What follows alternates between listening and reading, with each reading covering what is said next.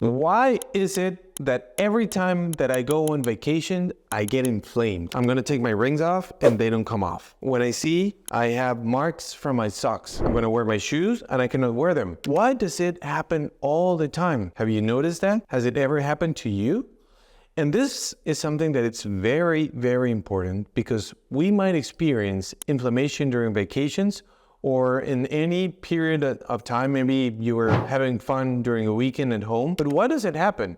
And what is the key point? What is really important from this? The issue is that when we have chronic inflammation, it's easier to have an episode of acute inflammation that it wouldn't occur to someone that doesn't have chronic inflammation. Let me give you an example. What happens if you have ember? And you have ember, you're doing a barbecue, and you have ember, and you bring a piece of paper. What is it going to happen? It's going to burn. It's going to give you a big flame, and then it's going to vanish. But then the ember, it's what was causing the problem because we didn't notice that it was there. So the thing is, when we have chronic inflammation, which is going to be the ember, and when we bring in something that might cause an acute inflammation, like an acute fire, then we are going to have two problems because we are going to see maybe the manifestations because of the acute problem, but we avoid or we maybe just don't notice the problem because of the chronic inflammation. What happens with chronic inflammation? Chronic inflammation is the cause for cardiovascular disease, for cancer, for everything related with cerebrovascular disease, with learning problems, with a lot of things. But again, we need to improve and we need to know what's going on in my lifestyle. Why do I want to talk to you about this? Because we need to address that the most important thing that we should be fighting, it's chronic inflammation. And by having inflammation on a daily basis or by going to a trip, it has become like the new normal. We have all the sources to have an anti-inflammatory lifestyle, but we are doing absolutely the contrary. So I want to share with you tools. I want to share with you what can you do during the weekends or during the trips that maybe you're making on when you go on vacation. Before that, I want to share with you something that happened to me. So you know, when you, after seeing this video, that you have the tools and also you can start thinking, that happened to me as well. Or maybe I had a very similar event.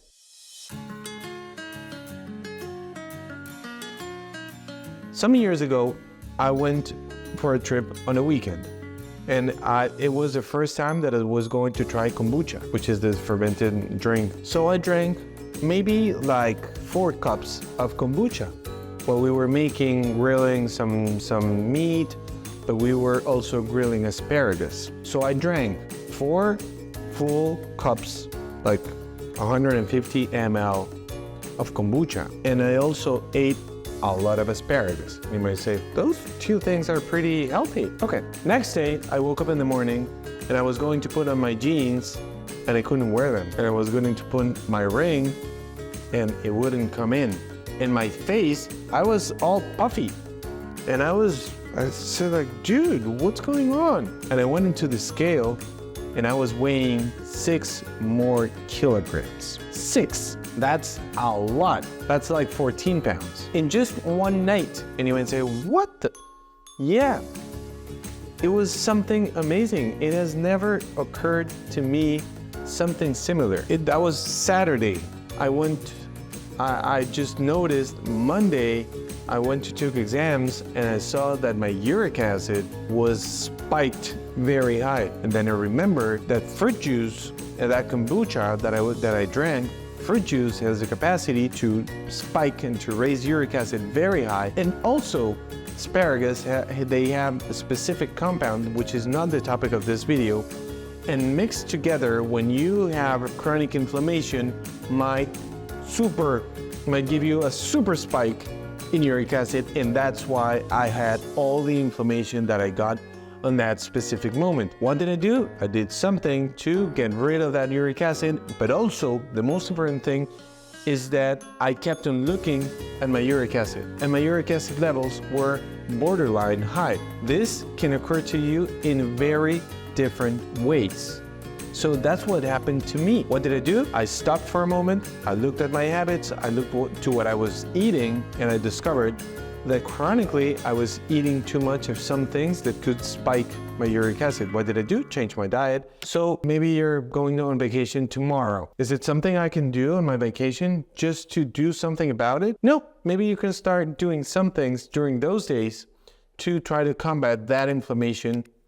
And I'm not going to stop and be very detailed into every single point that you should be eating. But here are some things that you can start consuming within those days before you go and look how are your habits and what are the things that you are going to change. So things that you can start consuming during those days, like fatty fish like salmon, fatty fish like sardines, that they're very high in omega-3s.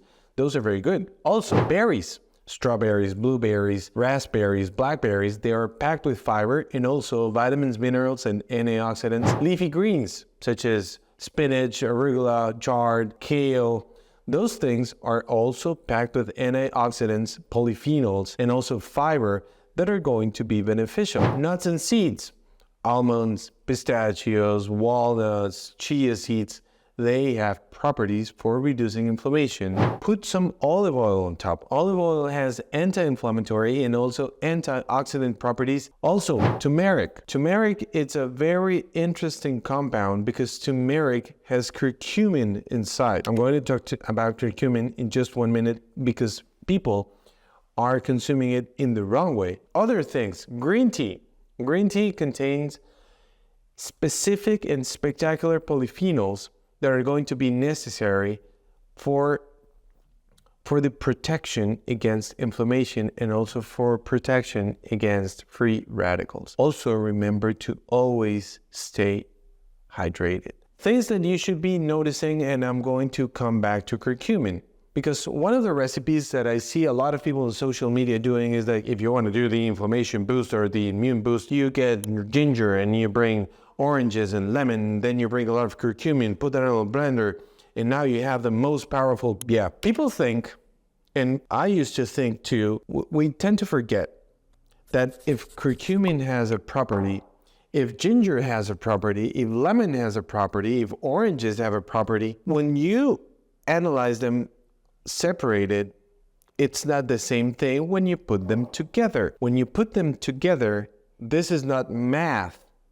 This is chemistry, and this is chemistry that is going to interact in biochemistry. When you do chemistry, when you put curcumin, which is the main component in turmeric, curcumin is degraded by high levels of acid. If you put a lot of lemon, a lot of ginger, the acids inside of it are going to be problematic and they are going to degrade all the curcumin inside or some of the curcumin inside. So you're looking for the anti-inflammatory properties inside of turmeric, and then you're ruining all the curcumin inside because you're mixing things that you should not mix. So what can you do? Consume turmeric on the side, and then if you want the benefits from ginger, from lemon, you can drink ginger and lemon apart, maybe an hour after. So again, you're on the weekend. You're consuming green tea, coffee, salmon, sardines, olive oil.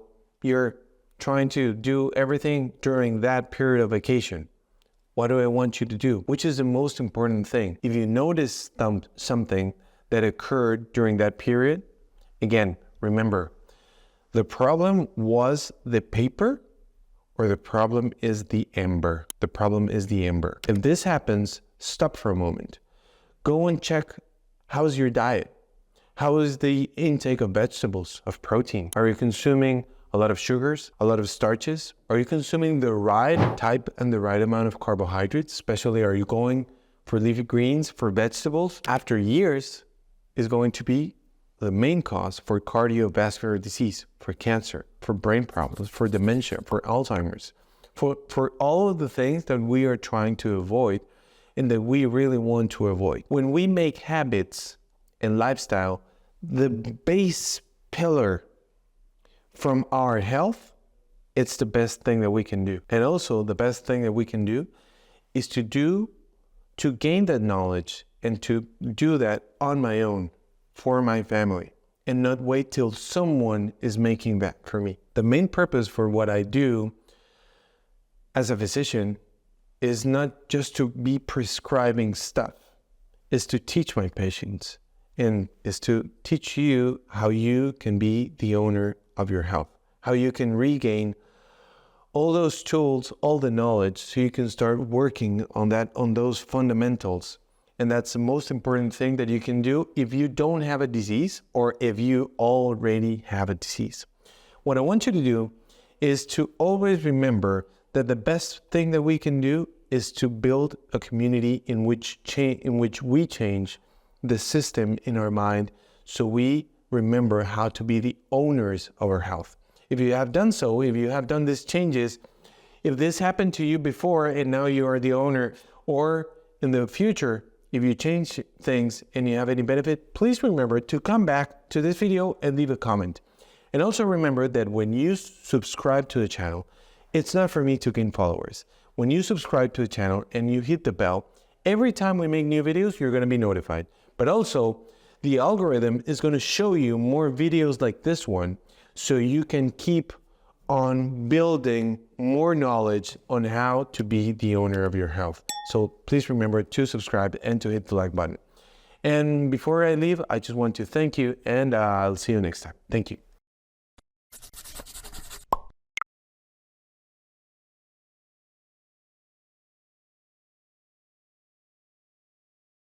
El editor debe decir que yo siempre antes de hacer videos hago...